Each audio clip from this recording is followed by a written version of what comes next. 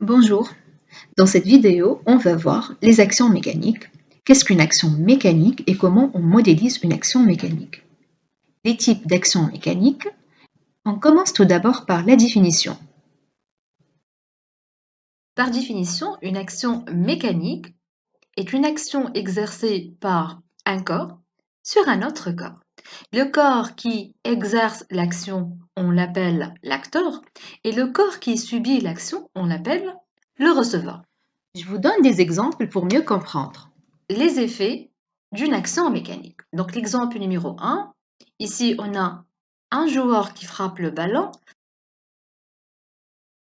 Le ballon se met en mouvement. On dit que le joueur exerce une action mécanique sur le ballon par le pied. Si l'action mécanique cesse, le ballon sera au repos. Donc, qui est l'acteur dans cette expérience? L'acteur, c'est le joueur. Et le receveur, c'est qui? Le receveur, c'est le ballon. Et quel est l'effet de l'action mécanique? L'action mécanique met le ballon en mouvement. Donc, à partir de cet exemple, on peut conclure qu'une action mécanique peut mettre un corps en mouvement. On passe à l'expérience numéro 2. Ici, j'exerce une action par la main sur la pâte à modeler. La pâte à modeler change de forme. Elle se déforme. Qui est l'acteur dans cette expérience? Qui est le corps qui exerce l'action? C'est la main. Et qui est le receveur? Qui est le corps qui subit l'action? C'est la pâte à modeler. Et quel est l'effet de l'action mécanique sur la pâte à modeler? L'effet, c'est que la pâte à modeler change de forme.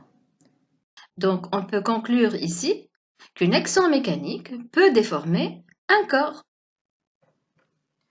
Donc, dans l'expérience 1, on a vu qu'une action mécanique peut modifier le mouvement d'un corps. Et dans cet exemple, on a vu qu'une action mécanique peut changer la forme d'un corps.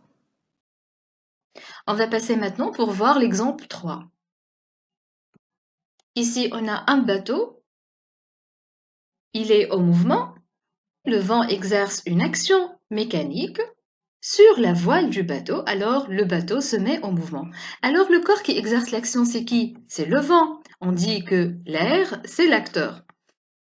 Et le corps qui subit l'action, c'est la voile du bateau. C'est le bateau. On dit que le bateau, c'est le receveur.